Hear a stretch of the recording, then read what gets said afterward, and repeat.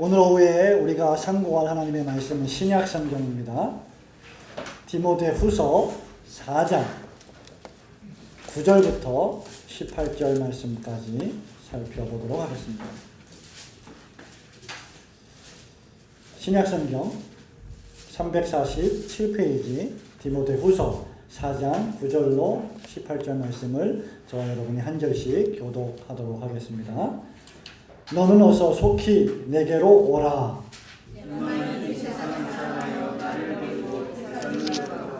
그레스게는 죄송합니다. 누가만 나와 함께 있느니라. 내가 올 때에 마가를 데리고 오라. 저가 나의 일에 유익하니라. 내가 올 때에 내가 들어와 가보의 집에 둔 겉옷을 가지고 오고 또 책은 특별히 가죽 종이에 쓴 것을 가져오라.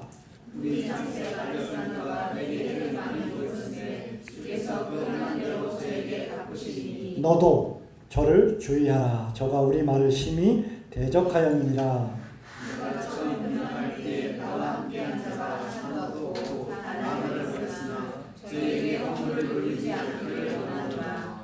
주께서 내 곁에 서서 나를 강건케 하시면 나로 말미암아 전도의 말씀이 온전히 전파되어 이방인으로 듣게 하려 하심이니 내가 사자의 입에서 건지웠느니라.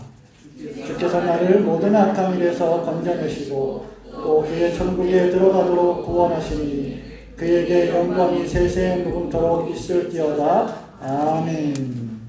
오늘 오후에도 하나님께서 이 본문 말씀을 통하여 우리에게 깨닫게 해주시는 은혜가 있기를 소원합니다.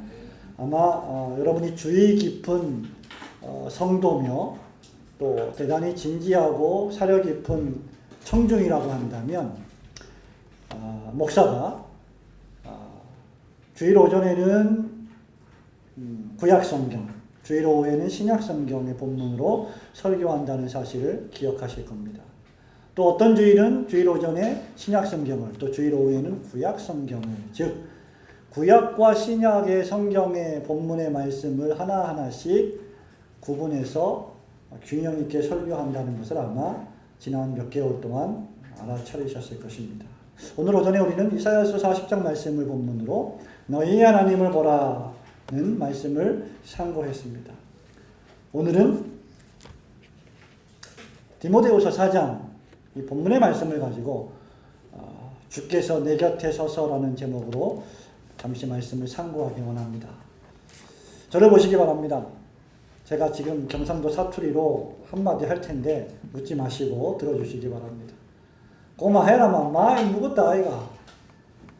웃지 않으시네요. 재미가 없는 것 같습니다.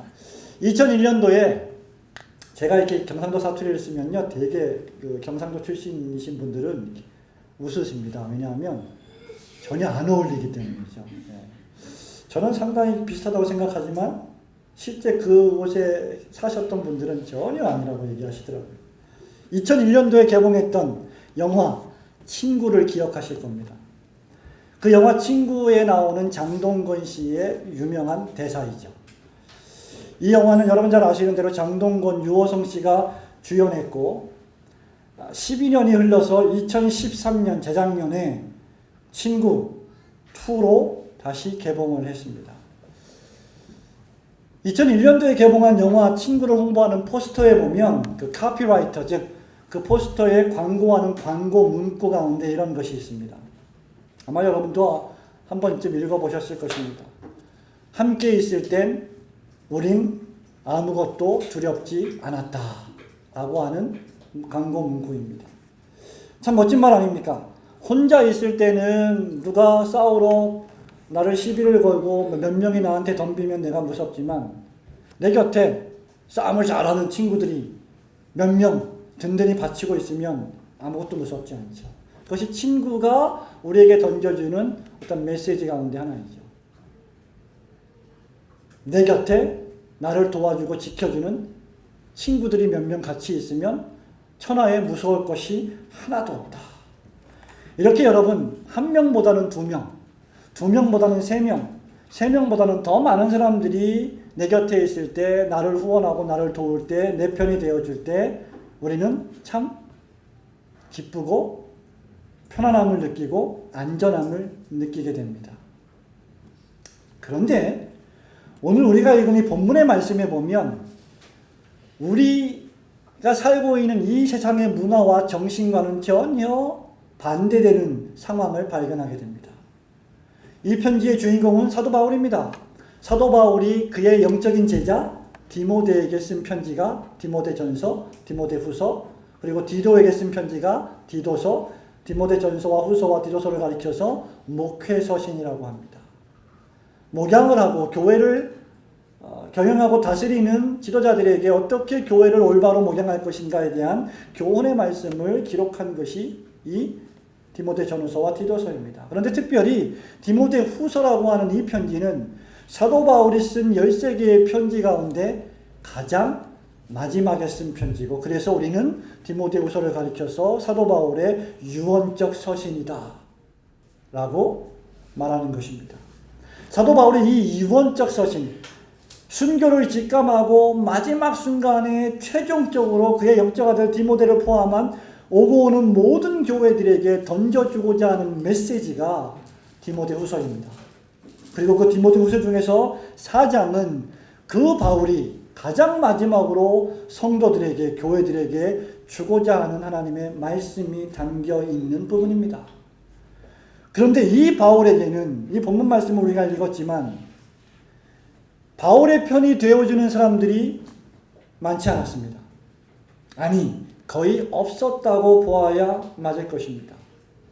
바울은 일평생 동안 다메섹 도상에서 예수님을 만난 이후에 복음을 증거하는 전도자로, 선교사로, 설교자로 일평생을 살았습니다. 바울이 복음의 말씀을 설교하고 여러 지역을 돌면서 예수를 전하고 교회를 개척하고 진리를 설교하자 그 당시에 종교 지도자들을 포함한 많은 사람들이 바울을 핍박했고, 특별히 유대인들의 핍박이 극심했습니다.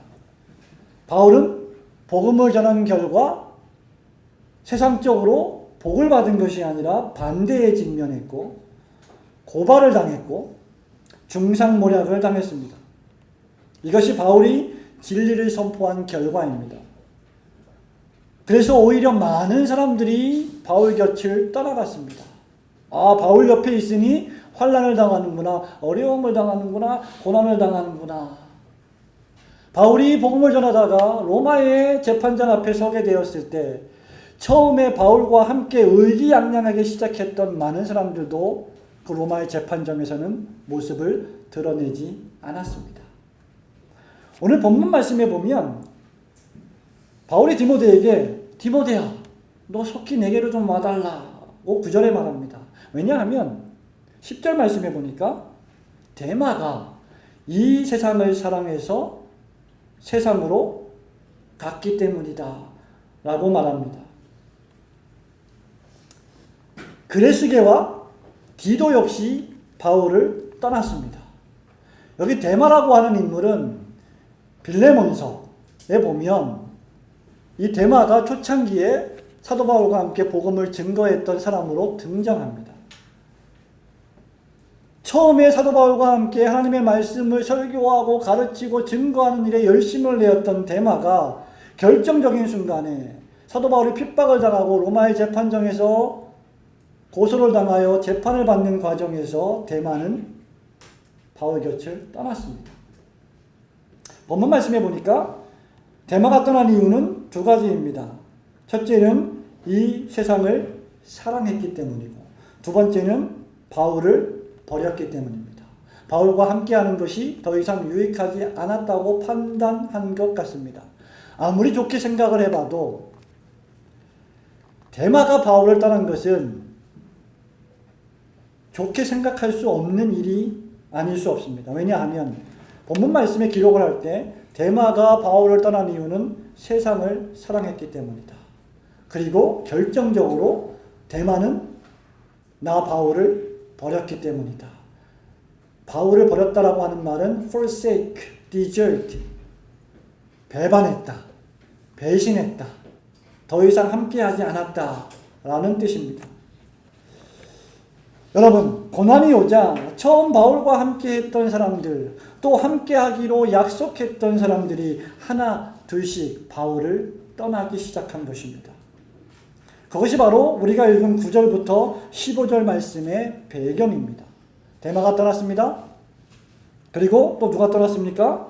그레스게가 떠났습니다. 그 유명한 디도서의 수신자인 디도가 떠났습니다. 디도가 왜 떠났는지, 그레스게가 왜 떠났는지 본문 말씀은 밝히지 않고 있고 다른 성경도 밝히지 않고 있기 때문에 우리가 정확히 알 수 없습니다만, 중요한 것은 결정적인 순간에, 바울이 자신을 변론하고 있는 순간에 그 자리에 함께하지 않았던 것만은 분명합니다. 말씀드린 바와 같이 이러한 상황 속에서 유언과도 같은 마지막 서신인 디모데후서에서 사도 바울은 디모데에게 모든 교회와 모든 전도자들과 모든 성도들이 듣고 또 들어야 할 말씀을 우리에게 증거하고 있습니다. 바울이 그토록 죽음을 앞두고 순교를 앞두고 우리에게 해주고 싶었던 말이 무엇일까? 그것이 바로 17절에 있는 말씀입니다. 16절에 보면 내가 처음 변명할 때 나와 함께한 자가 하나도 없고 다 나를 버렸으나 나는 저에게 허물을 돌리지 않기를 원한다. 왜냐하면 우리 한글 성경에는 없지만 본문 성경에 보면 원문 성경에 보면 왜냐하면이라는 단어가 포함되어 있습니다. 이유는 주님께서 내 곁에 서 계시기 때문이다. 주께서 나의 옆에 계시기 때문이다. 그 이유 하나 때문입니다. 17절 말씀에 주께서 내 곁에 서서라고 기록하고 있습니다. 이것이 바로 사도 바울이 모든 목사들과 모든 설교자들과 모든 전도자들과 모든 그리스도인들과 교회들에게 던지고 싶어하는 마지막 메시지입니다. 주께서 내 곁에 서서. 이 말씀이 주는 의미가 무엇입니까? 그것은 첫 번째로 주님이 내 편이시다. 주님이 나의 편이시다 라고 하는 뜻입니다. 17절 말씀을 다시 보시기 바랍니다. 주께서 내 곁에 서서 나를 강건케 하심은이라고 기록을 하고 있습니다. 복음 전파로 말미암아 수시로 고발을 당해 로마의 당국자들 앞에 서서 재판을 받게 되었을 때 사람들이 다 떠났지만 주님이 바울 곁에 계셨다는 것입니다. 고난의 때에, 환난의 때에, 내가 변론할 때에 나와 함께한 자가 하나도 없고 다 나를 떠났지만 주님이 그 순간 내 곁에 계시다는 고백입니다. 10절에 앞서 언급한 대로 데마가 바울을 배반하고 떠났습니다. 골로새서 빌레몬서 편지의 문안 인사에서 바울은 데마를 언급합니다. 데마는 바울의 복음전도 사역을 돕던 인물이었습니다. 그러나 그가 세상을 사랑하여 바울을 버리고 대도시인 데살로니가로 가버렸습니다. 그레스게와 디도도 역시 갈라디아로 달마디아로 제각기 흩어졌습니다. 이유는 잘 모르지만 바울과 함께하지 않은 것은 분명합니다. 그럼에도 불구하고 바울은 17절에서 힘차게 외치고 있습니다. 주께서 내 곁에 서 계십니다. 사도 바울의 곁에 서 있던 자들이 거의 다 바울을 배신하고 바울을 떠났습니다. 그것이 복음을 전하는 하나님의 구원의 메시지를 증거하는 예수 그리스도와 그분의 십자가에 못 박히심을 설교하는 사도 바울에게 무슨 상관이란 말입니까? 아무 상관이 없습니다. 사도 바울에게 100명이 함께하든 1000명이 함께하든 1명이 함께하든 그것은 전혀 중요한 것이 아니라는 것입니다. 중요한 것은 주님이 바울 곁에 서 계시다는 사실입니다. 다 떠나도 주님이 당신의 종 곁에 서 계십니다. 여러분 이것이 무엇을 의미합니까? 주님이 내 곁에 서 계신다. 주께서 내 곁에 서서 계신다. 이 말은 무슨 말입니까? 주님이 나의 편을 들어주신다. 주님이 나를 옳다고 평가하신다. 주님이 나의 보증이시다. 주님이 나의 증인이시다. 주님이 나의 힘이시다. 라고 하는 고백입니다. 다 나를 고소하고 다 나를 대적해도 우리 주님은 나를 변호하신다. 그래서 사도 바울은 기회가 있을 때마다 우리 주님이 나의 증인이 되시거니와 라고 변론했던 것입니다. 사도 바울에게는 인간적인 변론이 필요가 없었던 인물입니다. 우리가 어떤 일을 맞이할 때, 우리가 어떤 억울한 일을 당할 때, 우리가 어떤 힘들고 고통스러운 일을 당할 때, 우리가 누군가에게 중상모략을 당할 때 우리는 어떤 태도를 취합니까? 우리를 변호해주고 그것이 사실이 아니다라고 하는 말을 해줄 수많은 변호자들을 우리는 찾고 있지 않습니까? 그래서 이 세상에 변호사들이 얼마나 많이 존재하고 있습니까? 그러나 사도 바울에게는 그런 것들이 필요하지 않았습니다. 다 나를 대적하고 다 나를 미워한다 할지라도 주님 한 분만 내 편이 되어 주신다면 저는 그것으로 만족합니다. 그것으로 충분합니다. 그 고백을 지금 바울은 하고 있는 것입니다. 16절과 17절의 미묘한 장면 전환, 국면 전환을 살펴보시기 바랍니다. 내가 처음 변명할 때 나와 함께한 자가 하나도 없고 다 나를 버렸습니다. 그러나 여기 한 분이 계십니다. 그분은 내 옆에 계십니다. 나를 변호하십니다. 그분이 바로 여호와 하나님이십니다. 다 나를 떠난다 할지라도 하나님께서 나의 증인이 되어주시니 그것으로 충분하지 않습니까? 라고 하는 고백입니다. 성도 여러분, 우리는 인생을 살아가다가 아주 친한 친구, 나의 속 이야기를 다 털어놓을 수 있는 친한 친구에게 가끔씩 이런 말을 하지 않습니까? 야, 다른 사람이 다 내 편이 안 되고 다른 사람이 다 나를 대적하고 나를 미워해도 너만은 내 편이 되어주니 고맙다. 너만 내 편이 되어준다면 난 그것으로 충분하다. 그런 말들을 우리가 인생을 살아가면서 하지 않습니까? 바로 그것을 이야기하고 있는 것입니다. 바울은 많은 고난을 당했습니다. 그 가운데 하나가 무엇입니까? 바로 구리장색 알렉산더에게 당한 고난입니다. 14절 말씀에 구리장색 알렉산더가 내게 해를 많이 보였음에 주께서 그 행한 대로 저에게 갚으시니라고 기록을 하고 있습니다. 여기 구리장색 알렉산더를 이해하기 위해서는 느헤미야 3장 8절에 있는 금장색 할헤야라고 하는 사람을 기억해야 합니다. 금장색, 성경에 보면 금장색이 있습니다. 데메드리오라고 하는 은장색이 있습니다. 그리고 오늘 본문 말씀에 구리장색 알렉산더가 있습니다. 금장색, 은장색, 구리장색은 무엇을 하는 사람들일까요? 이방 신상과 이방의 신들의 모형을 조각하고 만드는, 주문하는 그러한 사람들입니다. 그런 것으로 돈을 버는 사람들입니다. 신약에는 은으로 아데미 신전 모양을 만들어서 돈벌이를 하는 은장색 데메드리오가 사도행전 19장 24절에 나타납니다. 그때 사도 바울은 그에게 가서 손으로 만든 것은 신이 아니다 라고 폭로합니다. 너희들은 전부 가짜 장사꾼들이다. 너희들은 진리의 말씀을 너희의 이익의 재료로 사용하고 있다 라고 폭로합니다. 그 가운데 하나가 바로 구리장색 알렉산더였습니다. 주님은 구리장색 알렉산더가 진리를 싫어해서, 사실을 싫어해서 그로 인해 사도 바울이 고난을 당한다 할지라도 너는 진리 편에 서야 한다라고 우리에게 교훈해 주시는 것입니다. 왜 우리가 진리 편에 서야 합니까? 왜 우리가 하나님의 말씀의 진리를 앞세워야 합니까? 이유는 우리가 믿는 하나님이, 우리 구주 예수 그리스도께서 우리 편이시기 때문입니다. 진리가 우리 편이기 때문에 우리가 진리 편을 들지 않으면 우리는 주님을 배반하는 것입니다. 그래서 우리는 세상과 타협해서는 안 되는 것이죠.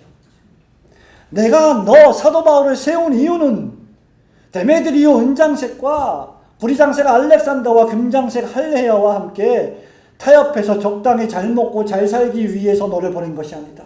내가 너를 보낸 것은 예수 그리스도와 그분의 십자가 복음을 가감없이 설교하라고, 전도하라고, 선교하라고 보낸 것이다. 그 일을 네가 충성해야 한다.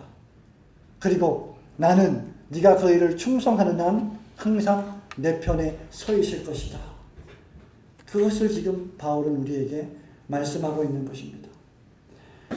신약성경 복음서에 보면 세 사람이 내 이름으로 기도하면 우리 예수님께서 그들과 함께 하신다고 했습니다. 이 말씀은 지금 기독교회와 모든 그리스도인들이 주님 편에 서야 할 것을 우리에게 말씀하고 권면하는 것입니다. 바울아, 너는 도울 힘이 없는 사람을 의지하지 마라. 그들은 처음에는 너희와 함께 했지만 고난이 오자 불이익이 오자 다 떠나버리지 않았느냐. 그들은 진정한 제자가 아니다. 인간은 인간일 뿐이다. 그들이 어떤 이유에서 너를 떠났든지 관계없이 그들은 사람이다. 너는 하나님만 바라보아야 한다. 진리 편에 서라 라고 말하는 것입니다. 사랑하는 성도 여러분, 진리를 믿는 것과 진리를 행하는 것 사이에는 대단한 차이가 있습니다. 진리를 믿고 진리를 아는 사람이 있습니다. 그러나 그 진리를 실천에 옮기는 사람은 대단히 드뭅니다. 모든 그리스도인들이 진리의 말씀을 합니다. 하나님의 말씀을 합니다. 예수만 믿어야 구원을 받음을 합니다. 예수 그리스도 외에는 구원이 없음을 압니다. 그러나 그것을 그대로 실천에 옮기며 삶 속에서 살아가는 사람들은 많지 않습니다. 왜냐하면 이 시대의 문화가, 우리가 살아가고 있는 이 시대의 정신이 그것을 싫어하기 때문입니다.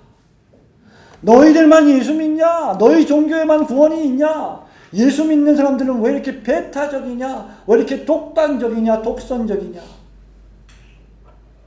부처를 믿어도 극락에 간다고 좀 말하고, 마음에서 믿어도 천당에 간다고 좀 말해야 되지 않겠느냐? 그렇기 때문에 진리를 증거하는 자들이 고난을 당하는 것입니다. 그러나 성도 여러분, 걱정하지 마십시오. 주님이 여러분 편에 서 계십니다. 바울은 그래서 빌립보서 4장 13절에서 내게 능력 주시는 자 안에서 내가 모든 것을 할 수 있습니다 라고 고백했던 것입니다. 어려운 일을 만날 때, 힘든 일을 만날 때 주님이 내 곁에 서 계심을 굳게 믿고 그 힘들고 어려운 일을 극복하시고 이겨나가시는 여러분들 되시기를 축원합니다. 주께서 내 곁에 서서 무슨 말씀입니까? 나를 강하게 하신다는 말씀입니다. 18절 말씀을 또 보시기 바랍니다. 17절 말씀에 주께서 내 곁에 서서 나를 강건케 하심은 이라고 기록을 하고 있습니다. 주님은 우리 편에 서 계실 뿐만 아니라 주님은 저와 여러분을 강하게 하시는 분이십니다. 우리가 예수 그리스도를 믿을 때에 성령께서 우리의 심령 안에 내주하시고 그 성령께서 영원토록 우리를 인도하십니다. 우리를 지도하십니다. 그리고 우리가 예수를 믿을 때 우리는 그 즉시 하나님의 자녀가 됩니다. 그러나 어디 그뿐입니까? 우리 안에 내주하시는 성령께서 우리가 어려움을 당할 때, 고통을 당할 때 우리를 위하여 기도하십니다. 그분이 나를 강하게 하십니다. 그분이 내 곁에 계시고 내 편을 들어주시는 것도 황공무지한데 그분이 나를 강하게 하신다는, 이것이 웬 은혜입니까? 이것이 웬 축복입니까?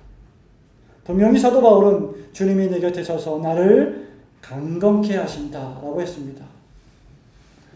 이런 의미에서 그리스도인들은 영적으로 강한 자입니다. 왜 그렇습니까? 그리스도인이 강한 이유는 그리스도인 때문이 아니라 그리스도인 안에 계시는 주님 때문입니다. 주님이 강하시기 때문입니다. 주님이 내 편이 되어주시니 내가 강해지는 것이죠. 성도의 강함은 그래서 주님께 있습니다. 어떠한 일이 있어도, 무슨 일이 있어도 우리는 강할 수밖에 없습니다.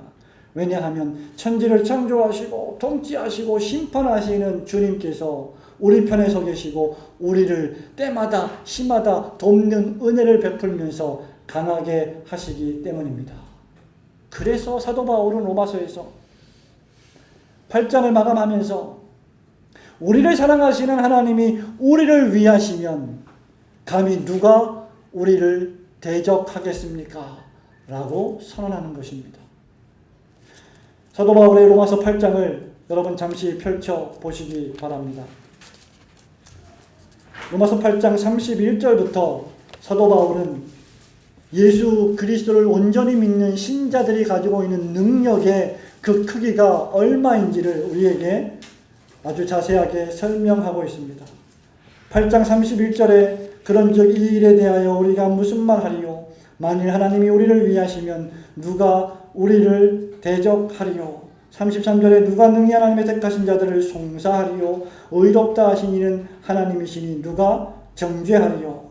35절 말씀부터 함께 읽도록 해보겠습니다. 시작.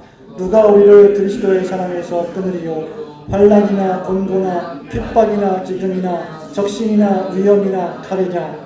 기록된 바 우리가 종일 주를 위하여 죽임을 당케 되며 도살을 양같이 여김을 받았나이다 함과 같으니라.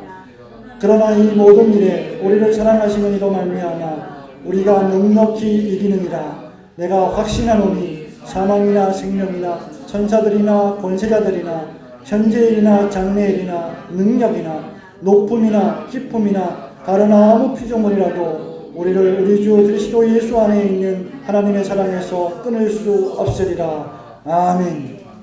성도가 강한 그 강함은 그 어떤 것으로도 이 세상에 존재하는 그 어떤 것으로도 우리를 구원하신 하나님의 사랑에서 우리를 끊을 수 없다는 이 명백하고도 엄숙한 사실입니다. 그것이 성도의 강함입니다. 하나님이 우리 편이시고 하나님이 우리를 위하시면 그 어떤 것도 우리를 대적하여 꺾을 수 있는 것은 존재하지 않습니다. 그래서 진실한 성도는, 그래서 하나님을 진실하게 믿는 성도는 결코 교만할 수가 없는 것입니다. 그는 겸손해지는 것입니다. 왜냐하면 그가 강한 것이 아니라 그 안에 계시는 하나님께서 강하시기 때문입니다. 하나님이 왜 우리를 강하게 하십니까? 왜 우리를 환난이나 근신이나 기도나 엄청난 칼이나 적신이나 기근으로부터 우리를 강하게 하십니까? 그 이유는 우리로 말미암아 17절에 전도의 말씀이 온전히 전파되어 이방인들을 구원케 하기 위함인 것입니다. 하나님께서 여러분들을 세우시고 주님께서 여러분 편에 서 계시고 주님께서 여러분에게 믿음을 주시고 주님께서 세상이 감당치 못할 믿음을 강하게 하시고 주님께서 여러분들을 훈련시키시는 유일한 목적은 여러분들을 수단으로 여러분들을 방편으로 다른 사람들을 그리스도 앞에 인도하는 말씀을 전하게 하기 위한 것입니다. 이런 의미에서 우리의 강함은 어디에 사용되어야 합니까? 그리스도의 복음을 전도하고 증거하는 일에 사용해야 하는 것입니다. 우리의 전 생명이, 우리의 전 시간이, 우리의 전 영혼이 철저하게 하나님의 복음을 증거하는 일에 선용될 때 우리의 강함은 강력하게 증거되고 드러나는 줄로 믿습니다. 주님께서 내 곁에 서 계신다. 무엇을 의미합니까? 궁극적으로 주님이 나를 구원하신다는 것을 의미합니다. 17절 마지막 절을 보십시오. 내가 사자의 입에서 건지웠느니라. 18절 말씀을 같이 읽겠습니다. 시작. 주께서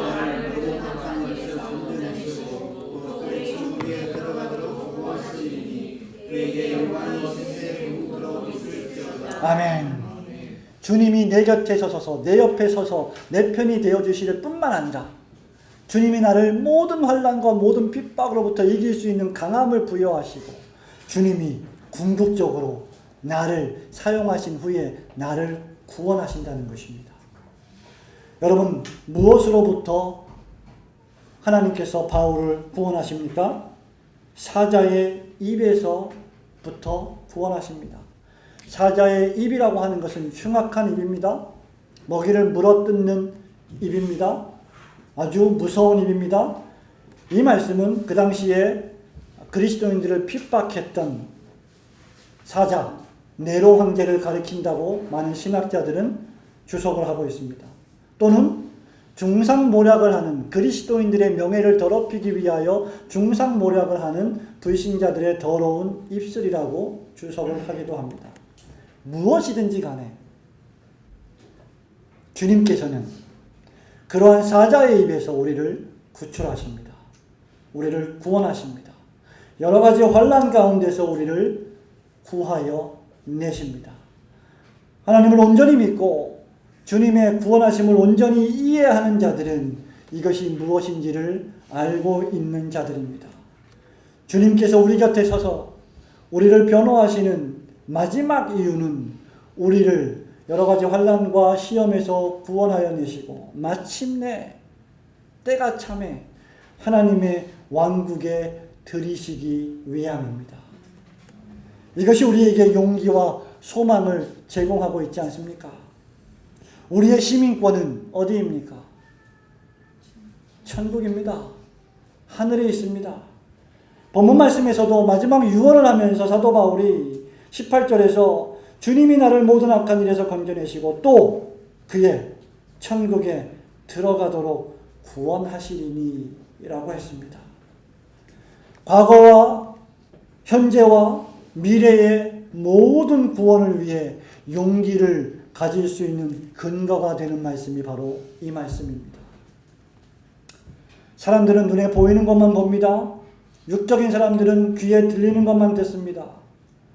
그래서 이 눈에 보이고 귀에 들리는 세상만이 유일한 세상이라고 생각을 하지만 천지만물을 창조하신 하나님을 믿는 저와 여러분은 눈에 보이는 이 세상이 전부가 아니기 때문에 보이지 않는 세상을 보는 자들입니다. 들리지 않는 말씀을 듣는 자들입니다.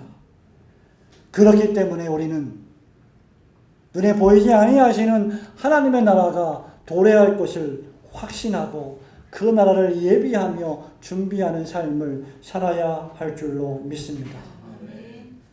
사랑하는 성도 여러분, 말씀을 맺습니다. 우리 예수님을 생각해 보시기 바랍니다. 33년의 짧은 인생을 살아가시면서 주님은 수많은 병자들을 고쳤고 수많은 죽어가는 죄인들을 살리셨고 수많은 선한 일들을 감당하셨습니다. 그러나 정작 그가 빌라도 총독의 재판을 받을 당시에는 그의 사랑하는 수제자조차도 그를 부인하고 떠나갔습니다. 십자가에 달리실 때는 거의 모든 사람들이 떠나갔습니다. 그의 제자들조차 자기를 부인하고 자기 십자가를 지고 나를 쫓으라 하시니 그 말씀이 부담이 되어 주님을 떠나버렸습니다. 그러자 예수님은 물으십니다. 너희도 나를 떠나려나? 그럼에도 불구하고 우리 주님은 꿋꿋하게 당신의 사명의 길을 걸어가셨습니다. 그리고 모든 영광을 하나님 아버지께 돌리셨습니다. 그렇다고 하면 저와 여러분 역시 주님을 본받아 주님이 우리에게 맡기신 사명의 길을 걸어가야 할 줄로 믿습니다. 다행인 것은 많은 사람들이 바울을 떠나갔지만 바울의 곁에 남아있는 사람도 있었다는 것입니다. 그가 누구입니까? 그의 영적 아들 디모데, 누가, 마가, 이러한 사람들은 바로 사도 바울과 함께 신앙으로 맹약하며 그리스도의 보혈로 맹약하며 그리스도께서 다시 오실 때까지 우리가 하나님의 나라에 들어가는 죽음의 순간에 이를 때까지 예수 그리스도의 복음을 증거하는 일에 충성을 다하겠다고 약속한 의인들입니다. 사도 바울 역시 결국 모든 영광을 하나님께 돌렸습니다. 18절 말씀 마지막에 보면 그에게 영광이 세세 무궁토록 있을지어다. 아멘이라고 말씀을 맺고 있습니다. 사랑하는 성도 여러분, 우리가 하나님께 영광을 돌려야 할 이유는 분명합니다. 왜냐하면 하나님이 우리 편에 서 계시기 때문입니다. 그리고 그 하나님이 우리를 강하게 하시기 때문입니다. 그리고 그 하나님이 우리를 구원하시기 때문입니다. 그리고 그 하나님을 믿는, 그래서 같은 길을 걸어가는 사람들이 적지 않다는 것입니다. 우리 올고든 교회 모든 가족들이 이렇게 주님이 내 편에 서 계심을 확신하고 주님이 우리를 강하게 하신다는 것을 확신하고 마침내 우리의 사명이 다 맞춰지는 그 순간 우리 모든 가족들을 하나님의 나라인 천국에 들이시기를 기뻐하시는 분이심을 굳게 믿고 우리에게 맡겨진 사명의 길을 한 걸음 한 걸음 차근차근 걸어가시는 성도들이 되시기를 주님의 이름으로 축원합니다.